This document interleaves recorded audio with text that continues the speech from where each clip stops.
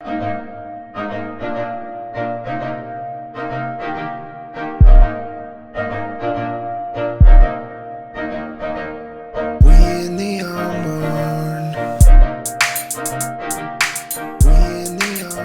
up, everybody? This is this week's episode of the Arm Barn Podcast. Been like a couple weeks since I've done an episode, but going to be firing it up every week. Have a guest for everybody this week, which I'm pumped about. Talked about with him, obviously living in his house for the last couple months. I've talked about having him on a couple times. But I think just the WBC, everything we got going on with NFL free agency, I think this is a good time for you to come on the show.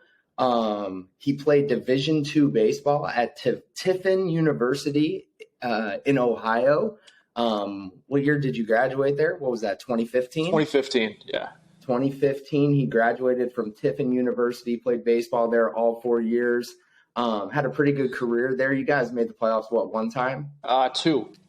Okay, twice. You guys played in the conference tournament too.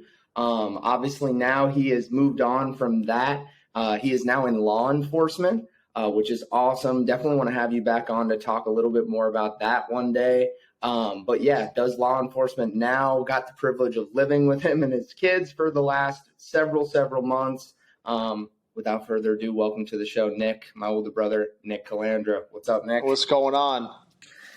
Happy to have you on. I feel like honestly, I could have just mic'd this both up in the house a couple times, and we would have been able to have some good episodes and some good conversations about basically the stuff that I like to talk about on here in the kitchen, usually when you get back home from work. No, for sure. I think if we didn't have the four little ones running around causing audio issues, we could have done this a lot sooner. Yeah, no, for sure. And honestly, like, I'm not even kidding. We could have literally hooked this up just from conversations throughout the house. Allie probably felt like she had a front row seat to a podcast, sometimes just at the kitchen table.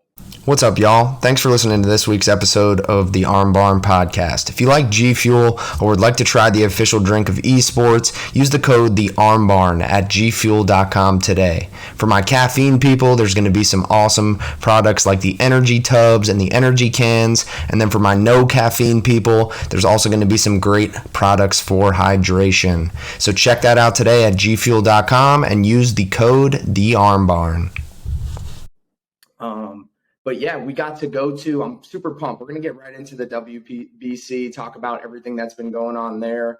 Definitely going to lead it off with what we attended, which was obviously the worst possible game we could have went to out of every game. Absolutely. We went to the USA-Mexico game.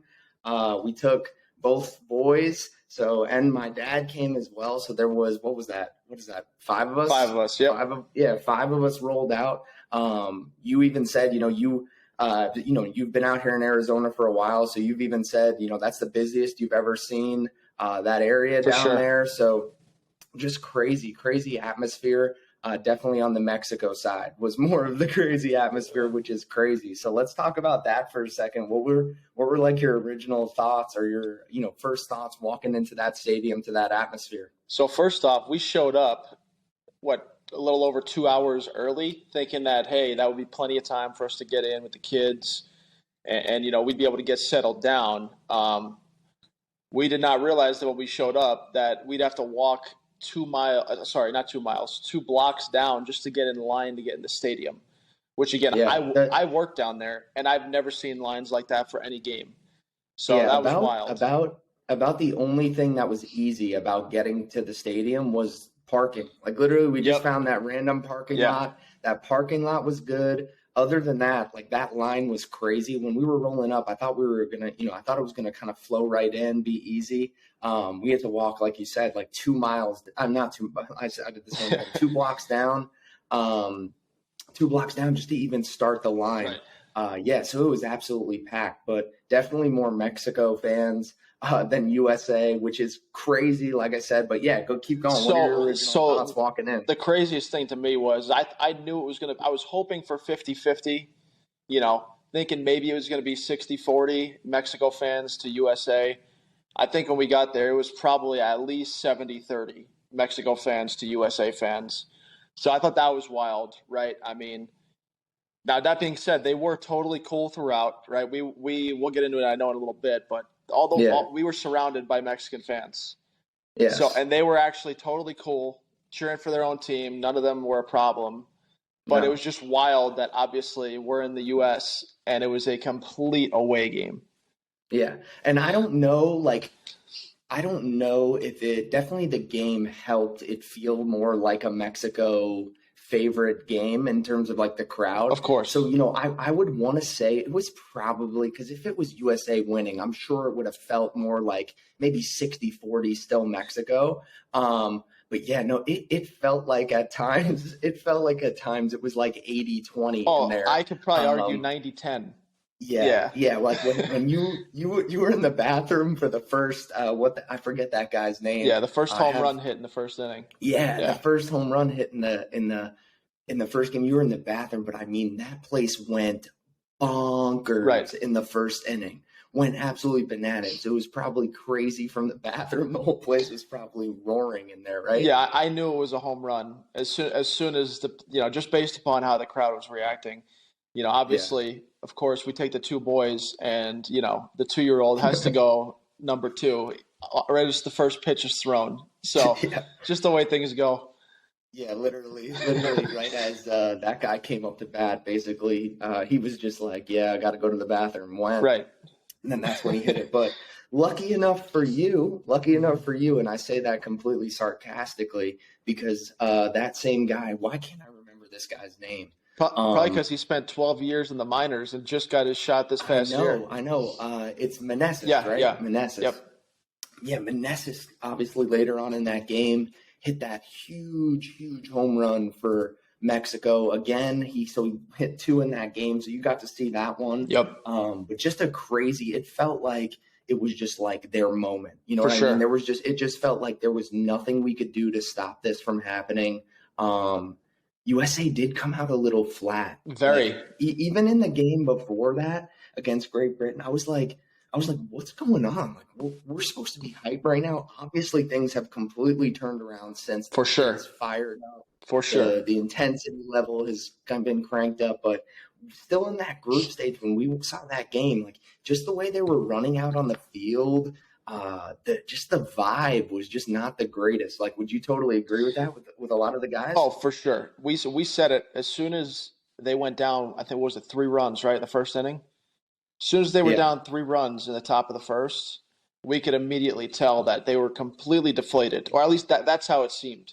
Obviously, they're the best players in the world. They know, they know what they're doing, but just the whole feel in the crowd and the feel in terms of just being there, you totally felt like Team USA was just basically like, crap, we're done.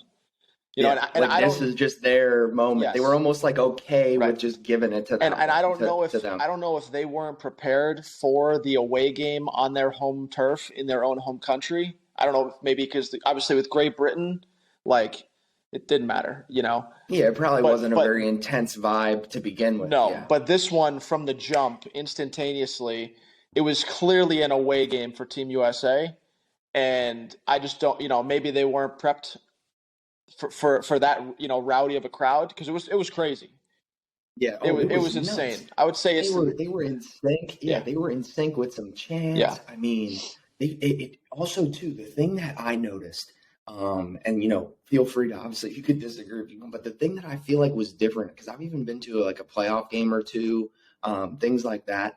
It just felt like everybody was a lot more locked in on every pitch. 100%. Like, and if it didn't get away, I think it would have stayed like that. For sure. But from like inning 1 to like inning 4, until it started to get a little bit more separated, it felt like everybody was locked into every pitch. Obviously, it was a lot more positive energy coming from the Mexico side, but I feel like even just everybody overall in the stadium was actually locked in for once. And it was I've never really experienced that at a baseball game.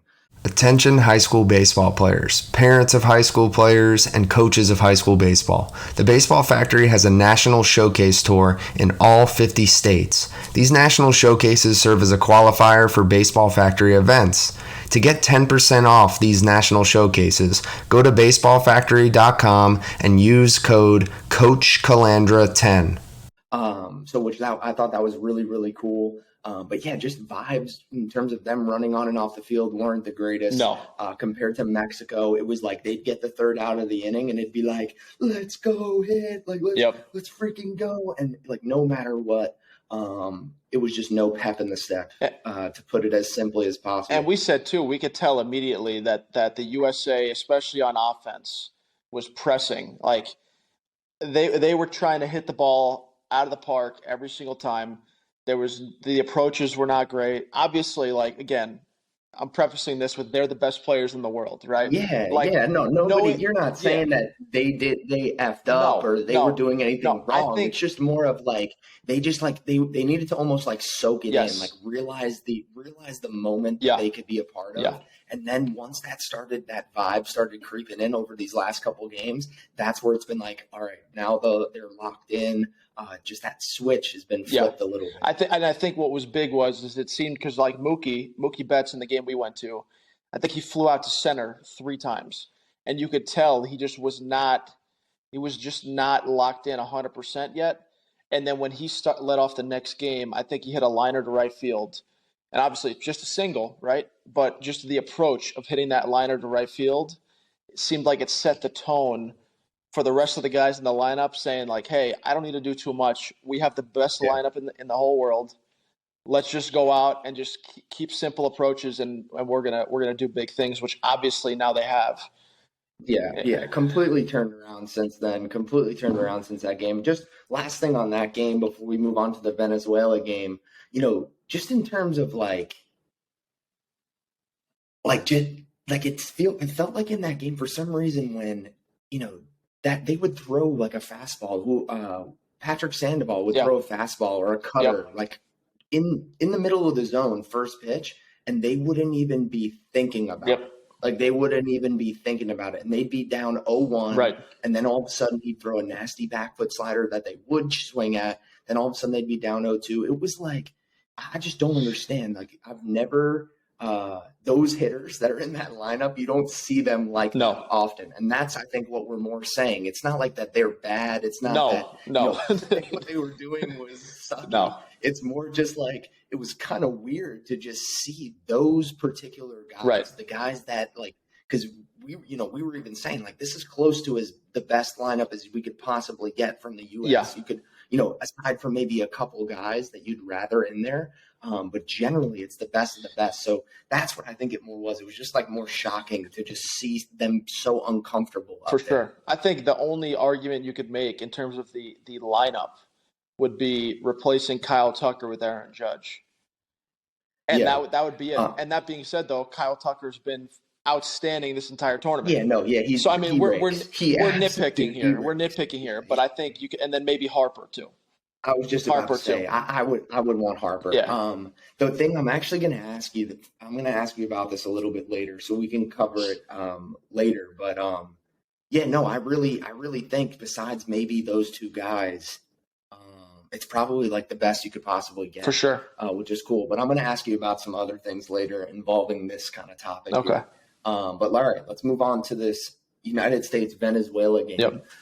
Don't have to say too much. I got some just points, and you can comment on some of these points after.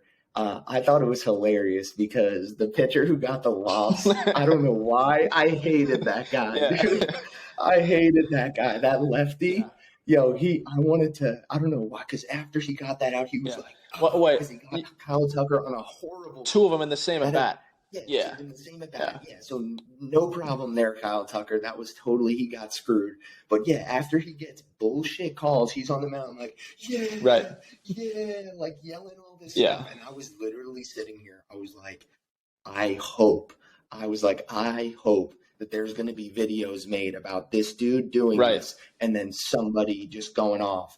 And we had to wait an inning, obviously. Sure. They took him out too, but he got charged with, I think, almost every single run. No, he did. I think besides maybe one.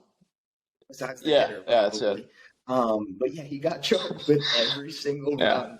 And Trey Turner absolutely, pulls his big one out and absolutely smacks one. That was one of the, and then he starts saying in the interviews and everything, he says it's the coolest moment he's ever had.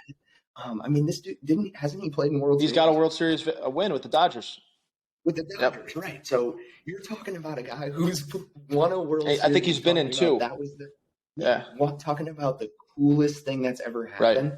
Right. What were you doing? Were you just like at home watching it? What were you doing? So we were sitting down and we've been letting Carson stay up a little bit later so he could watch the games. Out here it's easier too, right? Because the games start they start 4 p.m. out here. But he's been staying up for the whole games because he's been locked in on all of the USA, the whole USA lineup, watching them hit because he's getting into T-ball now. And we were sitting on the couch, actually, all the kids. I was getting ready to put them all to bed besides Carson. And Trey Turner hits the home run, and my dumbass starts going crazy. I actually wake up our 7-month-old who's taking a nap, on the couch. Totally worth it, Nicole was asleep too, and I was like, yeah. I was literally I start going nuts because right off first off, it's an 0-2 count. That's what some people didn't realize too. Crazy. 0-2 count, he hangs a changeup and just deposits it left center. As soon as he hit it, we knew. Gone. Home run, instantaneously, smoked it. So, for Trey Turner too, I thought it was great. He obviously on the field is a pretty quiet dude. The way he plays is so smooth. His swing is everything about him is smooth.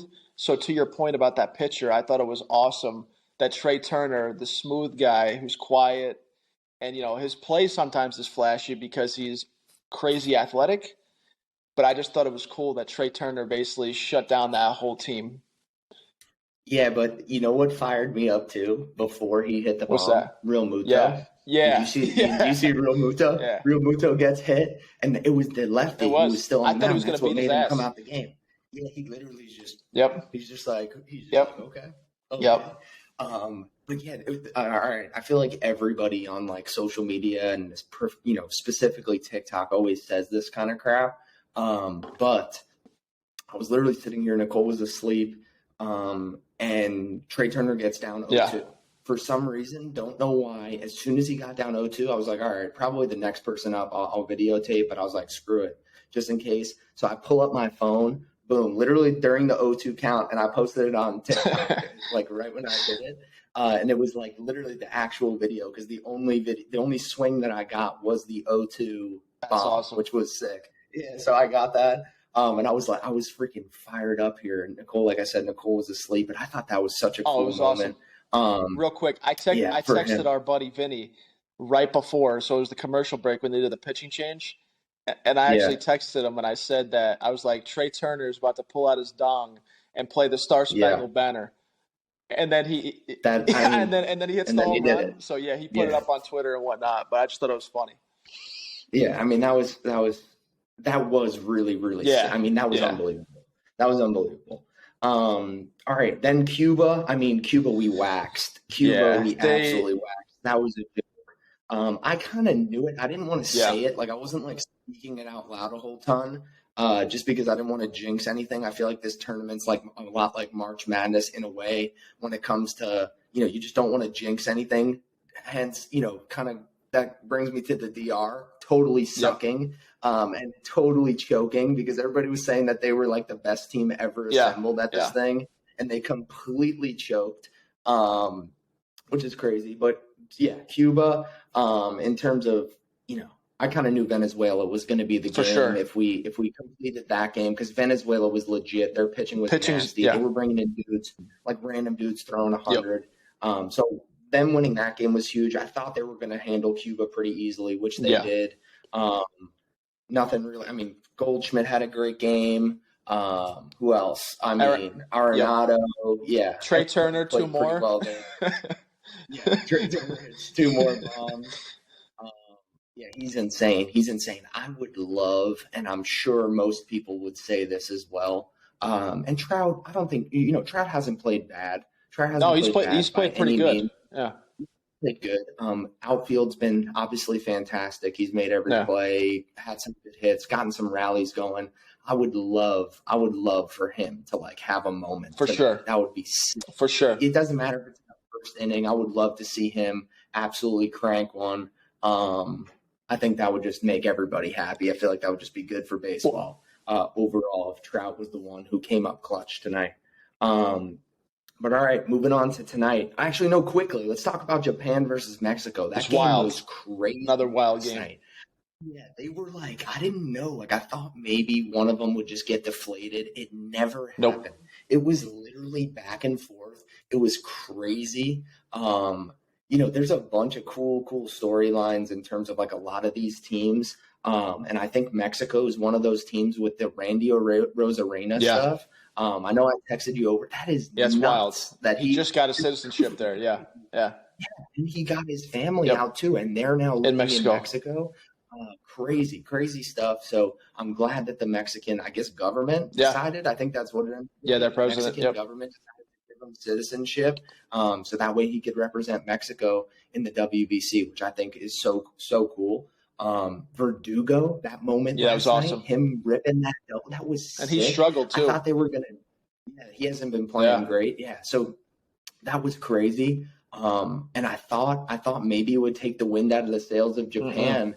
But then what was his name? Murakami, I think his last name Yeah, I'm is. gonna let you pronounce that Whatever. one. Yeah, Murakami. He comes through last night. Shohei leads it off with that First double. pitch. Yeah. And then what was it? A walk? Did they First walk pitch, that? and then I believe it was a walk. Or a single? I think it was. It was either a walk or Yeah. a single. I think it was a walk. And then I don't know what it was. I just felt like they were going to do it. Like as soon as they got those two runners on, I was like, dang, they may do it here. And yeah, he freaking walked it off. That was crazy after it going back and forth like a couple times there. I'm curious though. Maybe you, again, I don't know if this has happened in your career in terms of baseball and stuff, but I feel like, don't get me wrong, sometimes it can go either way, but I feel like after like a high intensity emotional win like that, sometimes it's hard to bring it the next night. And you sometimes like come out pressing, you come out overhyped.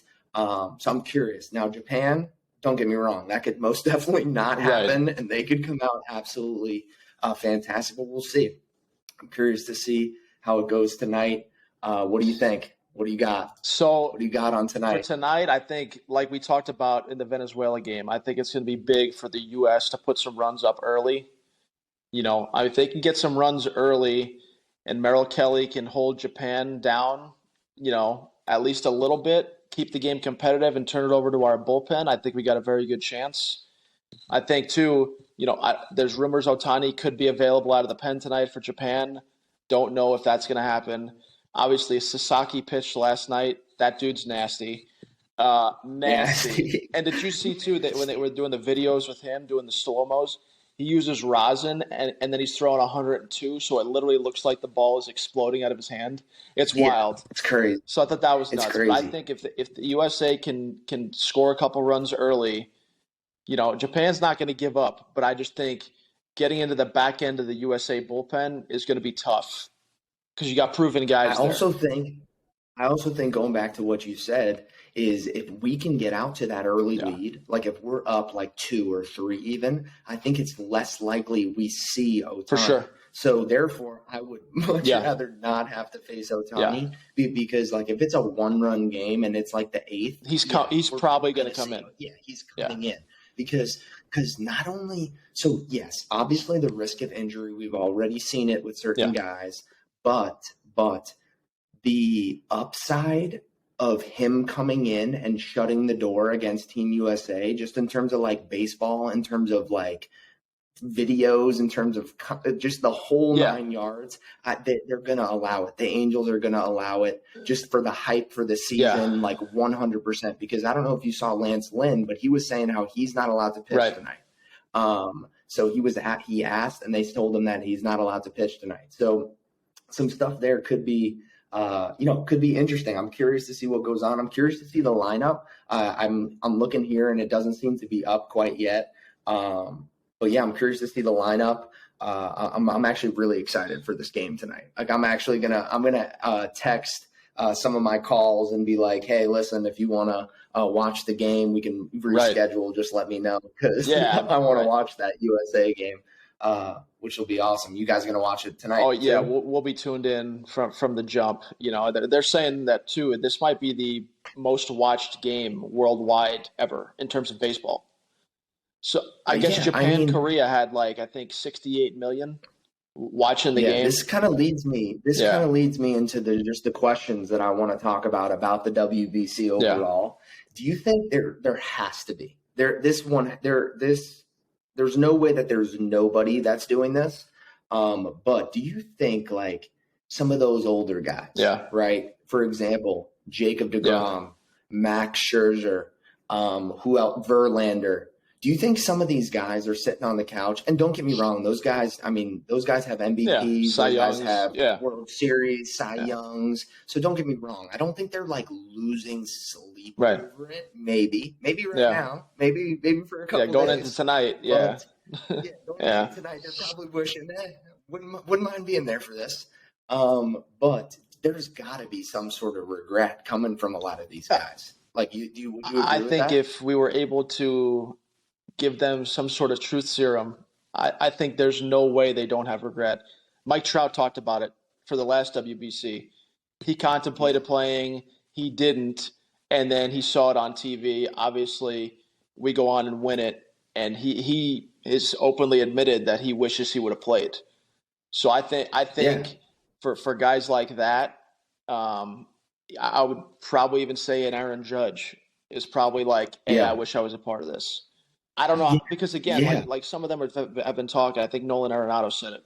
He's like, you can't tell me that you would rather be on the freaking backfield playing a spring training game over playing for Team USA in this type of environment. There's no way. That's what I don't get. In my head, I just don't have any logical, like, because it's so easy to get, like, I'm serious, it is so easy to get ready for these guys. Now, like, they know exactly what they have to do. If they have to start it a couple weeks early because of this WBC, it's not an issue.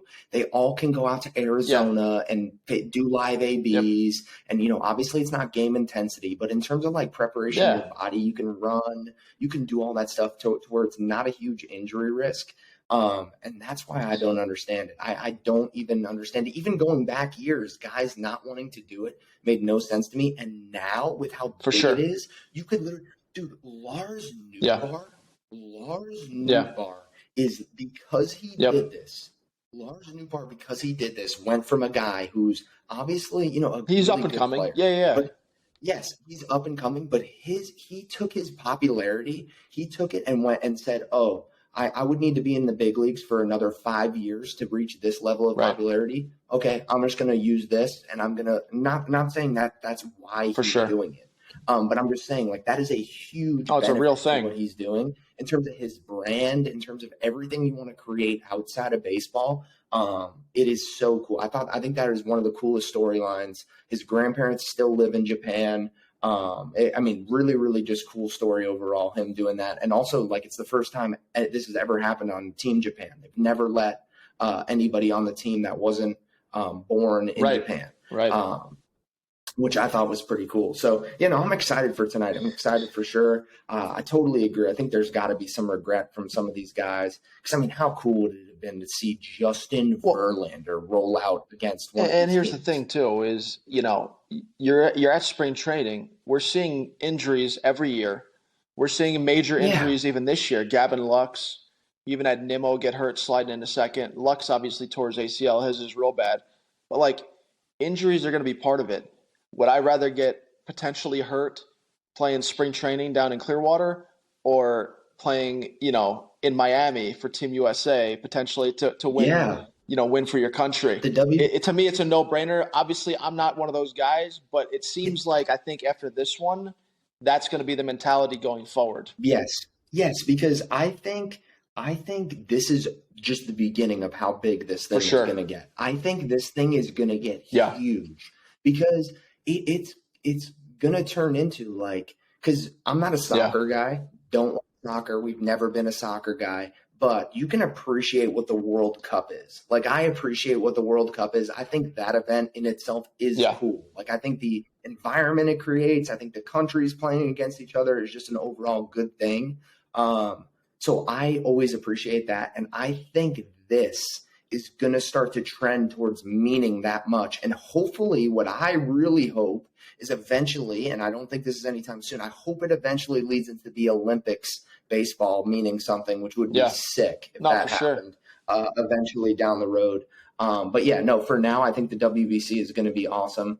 And, you know, I'm really looking forward to tonight. You got anything else on WBC? I just think the big thing, too, is that, remember, this got pushed back a couple of years because of the whole COVID thing. Yeah. So it's been 6 years. It's supposed to, I believe it's supposed to go every 4. I think for this one, it's going to be 3 because the next one's in 2026. So that way they can get it back on schedule. But I think to your point, you know, I think especially after this one with how intense it's been, it's definitely going to only continue to gain popularity. Yeah, quick thing that just popped into my head actually as you were just saying that. Don't know why. One thing I will comment on, just because I'm going to post a clip of this on TikTok.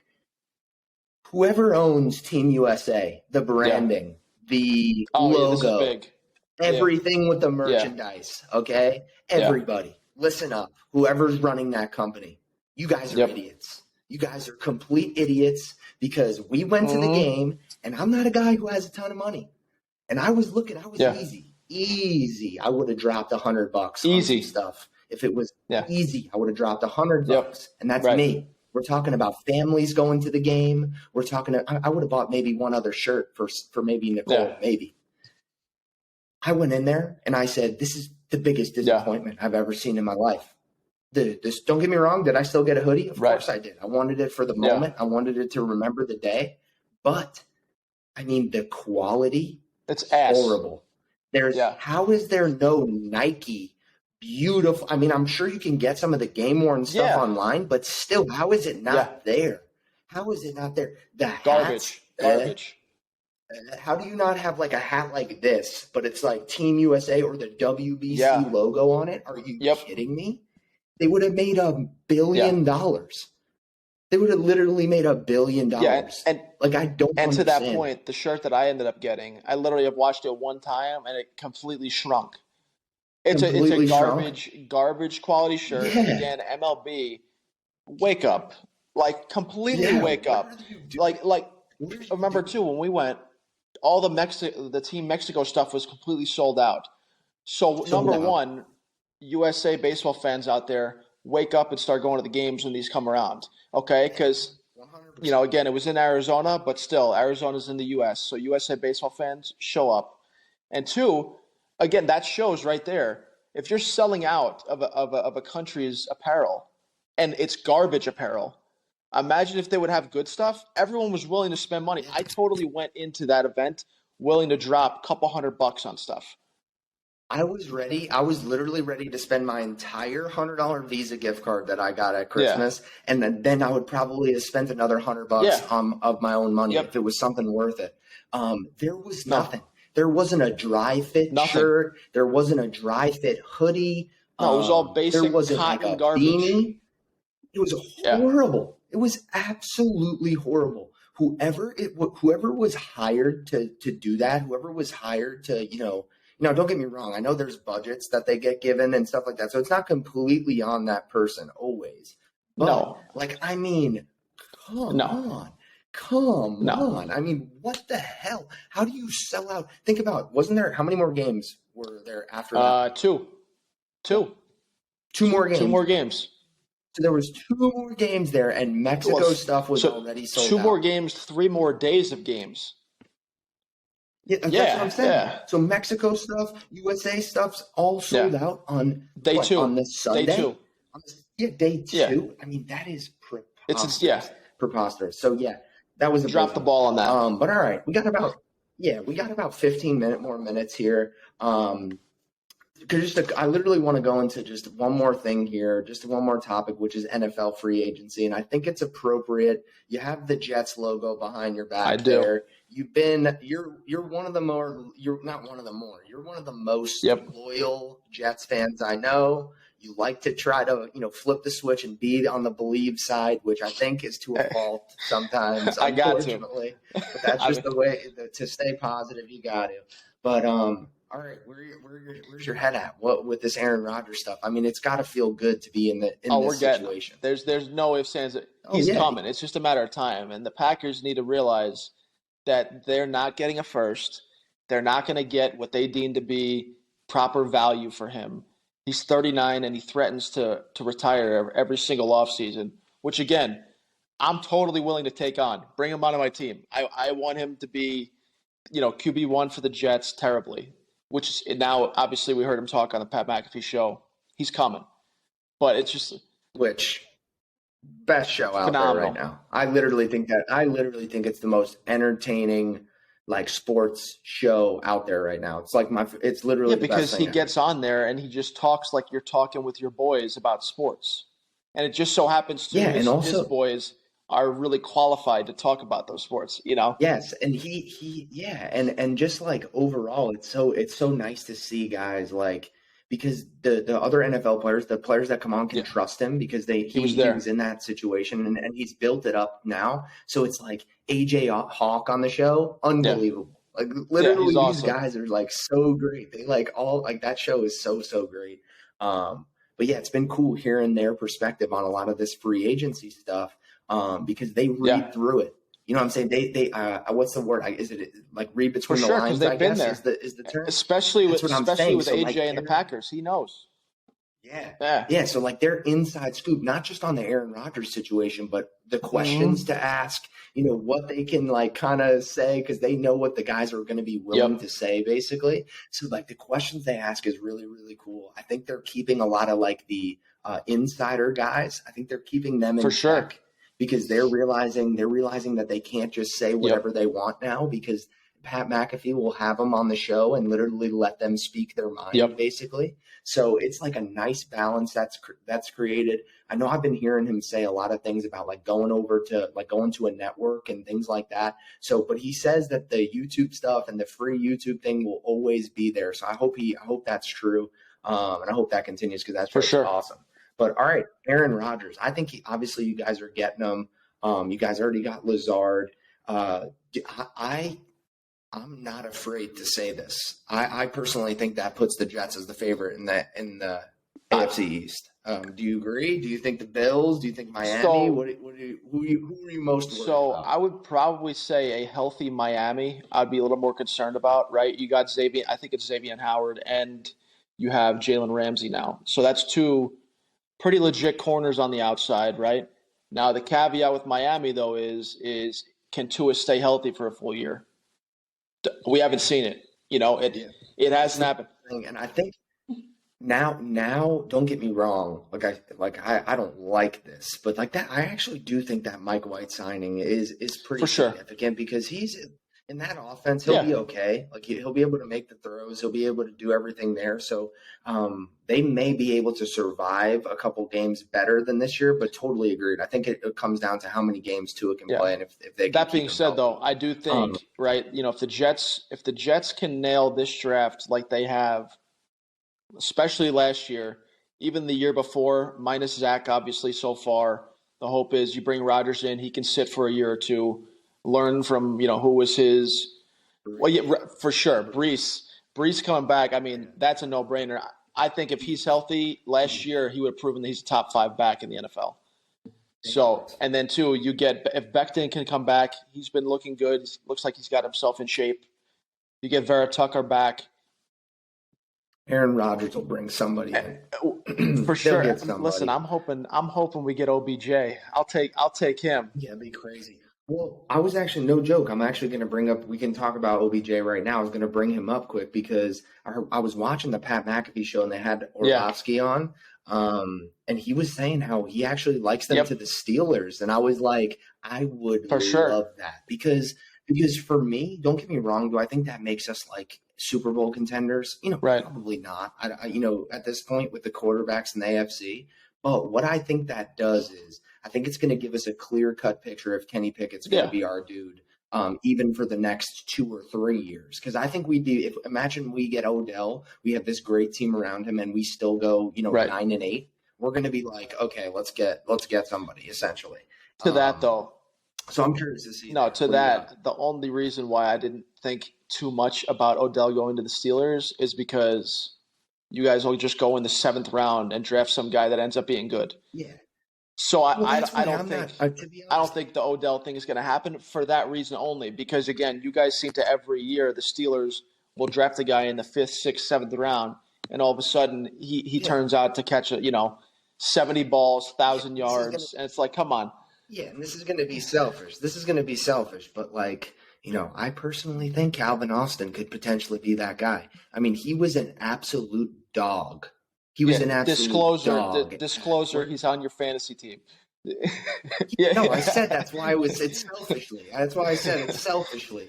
So that's why I'm saying it. And he's sitting in my taxi squad spot. So, if anybody there ends up making an impact, that's going to be huge. So, but I'm saying really, like, based on his college, I mean, he went off. I think it's Sauce. Sauce says that Calvin Austin is the best. Yeah, he was the hardest to guard. Against. Hardest to guard. So, so it's crazy. Like, I'm curious to see there. Of course, the reason I would be more hyped about a guy like Calvin Austin is because of what you said, the history of the Steelers doing that. So, do I think the Steelers will actually make the free agent move? Yeah. Probably not. But yeah, it would be sure. cool though. Definitely would be cool. It would be weird to see a player like Odell in black and gold, to be honest. Like, we just don't usually have that type of player. So it would be cool to see him in black and gold. If Tomlin could keep Antonio Brown sane, he could probably do all right with OBJ, Yeah. I'm not worried about OBJ. I think he'll be great. I just mean about personality. I feel like we never have, don't get me wrong, we got players, we got Hall of Famers, we got all that stuff, but I feel like think about it, Najee Harris, obviously a really good player, solid player, has had 2 good seasons coming in, but the person, he's not going to be super flashy, he's not going to be all over the media, stuff like that. Odell brings storylines. Odell brings, so it would be pretty cool to see that there. But like I said, I think you're right. We'll probably just draft somebody, or somebody like Calvin Austin or some random guy will be relevant to their offense. All right, quickly, I wanted to go over just 2 more things here about NFL free agency, and then I just want to talk about the draft for a second. But this made me laugh here, just because I've been thinking about this. I haven't really heard anybody talk about it. They may have, but I haven't really seen anything on it. But so just the Juju and Jacoby Myers deals, little drama that I think it actually does create here, which is very, very funny to me. So Juju obviously signed with the Patriots, 3 years, whatever amount of money, same exact deal as Jacoby Myers with the Raiders. Okay. Now, here's why, in my opinion, this is really, really funny. One reason is obviously because it's a huge middle finger to Jacoby. They're basically saying, okay, we think Juju's way better than you. We'd rather have Juju, the whole 9 yards there. Second of all, Jacoby Myers is going to the team where he made possibly the worst play in NFL history. Okay. So my thing is, just as a person who's been in a lot of locker rooms and just have heard, even just been on the bad end of some running jokes in the locker room, things like that, that is going to be ruthless for him. Now, don't get me wrong. Did he get the last laugh? Is he getting paid? Is he going to be a good wide receiver? But still, there's going to be guys in that locker room that nonstop come up with some shit or post something in their locker that is going to be involved with possibly the worst play in NFL history. So what do you, that just made me laugh. Have you thought about that? I haven't thought about that too much, but I'll tell you what, if I'm in that locker room and if I'm Josh McDaniels, I'm literally opening the first meeting with that play just to freaking get it out. I'm putting it in the playbook. Yeah. I'm putting it in the playbook, and literally play number 1, it'd be the first thing to do. Is any training camp. It would just break the ice. It would bring everyone together. Everyone would laugh. And obviously, he's in the NFL. Yeah. He's got to have a strong mind. So, it's not going to break him. He just got paid, so it don't matter. He's a millionaire to be a wide receiver. Yeah, so I think as long as he owns it right from the jump, I think it's going to be funny. And the guys will definitely get a good laugh from it, though. I'll tell you that. I totally agree. I totally agree. So last thing that I want to go into here, and this is interesting because I'm curious about this because I feel like that it's a little bit different this year for some reason, but the draft, okay? So the draft, I feel like every year since I've been alive, they always hype quarterbacks to go in the first round, and I've seen multiple times in my life it not Right. end up happening. And for the most recent example is obviously with Kenny Pickett and Malik Willis. They, pretty much leading up to the draft. I mean, correct me if I'm wrong. Pretty much leading up to the draft, everybody thought Malik Willis, somebody was going In to the take a first chance on round. him in the That's what they were first making round. it seem. Yeah, Yeah. that's what I'm saying. Like literally for weeks, it was like, they were showing his combine, the throw, whatever it was, all that stuff. So it even got me thinking that if the Steelers were there and Malik Willis and Kenny Pickett were both there, or if it was just Malik Willis there, it even got me thinking that the Steelers There might was take talks him in the about it. first round. Yeah. That's what I'm saying. So I guess where I'm going with this is, do you actually feel that all four of these quarterbacks are really going to go inside the top 8? I mean, I've heard people talking about today saying that they were going to go in the top 5, 4 in the top Yeah. 5. Do you think like it's actually possible this year, or do you think it's a little? So I think this year it's probably for sure going to happen. I think we're going to see at least 4 quarterbacks go. I would say no later than top 10. So it wouldn't shock me if the draft started off with a run of 3 quarterbacks. Yeah, because I'm seeing too that a lot of guys might try trade up. There's people that are still trying to trade up. Like I think the Colts So are the Colts. I think the one, or Colts they're are already at up there? 3. Correct me if I'm wrong, but I think they're at 3. Then at 2 you have the Texans, and then at 1 is the Panthers. So I mean the Panthers obviously. Yeah. Who are they talking? Who are they talking about trading up? I think there was rumors of the Colts even trying to trade up a little bit to try to jump 1 spot or To maybe even get to number 1 overall. But at this point, I don't think it's going That's to happen. crazy.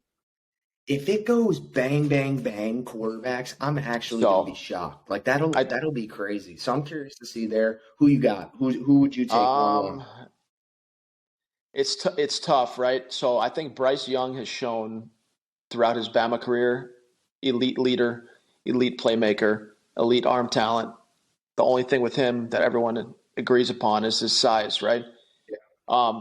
So that being said, in Carolina, I don't know if that would be the perfect spot for him. For me, at 1-1, with them moving up, trading as much capital, I'm going to go with the bigger guy, the guy that I think, again, not to be a homer, you can see the flag over here, but for me at Yeah. 1-1, based upon the team fit, I would go Stroud at 1-1. I think him working with Frank Reich in Carolina is going to be huge for him. He's elite in terms of accuracy. He can basically put the ball wherever he wants to. The big thing with him is we've watched a ton of games, is sometimes you just don't know if the fire's there. If he can, it's just a little bit. It's like it's weird. He almost like it seems like he goes Sometimes it does feel like that, and then Uh-huh. additionally too, I would like to see him because he is a pretty decent athlete. I would like to see him take the easy yards more with his legs, like he did against Georgia. His game against Georgia was Yeah, I was just elite. about to say later on in his career, later on those last couple games, Yeah. he showed it. And if he can do that in the NFL, sure. I think you're right because he's He accurate can put the himself. ball wherever Like he wants. everybody, Yeah.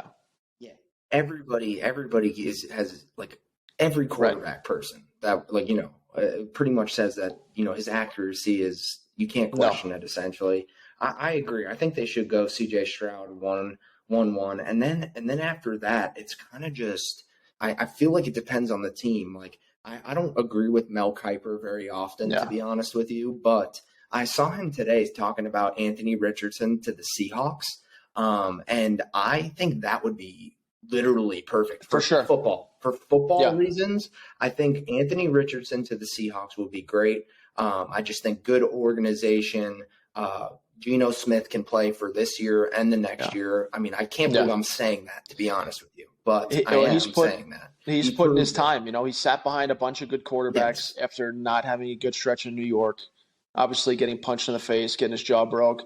Just totally was not good for the Jets. But he did get to sit behind a lot of good quarterbacks for several years, and he proved last year that he could play. So I think if he mentored Richardson, that could definitely be a good fit. I think Bryce is going to go too. Yeah, no. And Yeah, I to do the think that's Texans, right? probably a pretty good fit for him. Yeah, I agree because if they get some offensive line help, Damian Pierce is Yeah, as Pat dog. McAfee would say, Yeah, is a yeah, dog.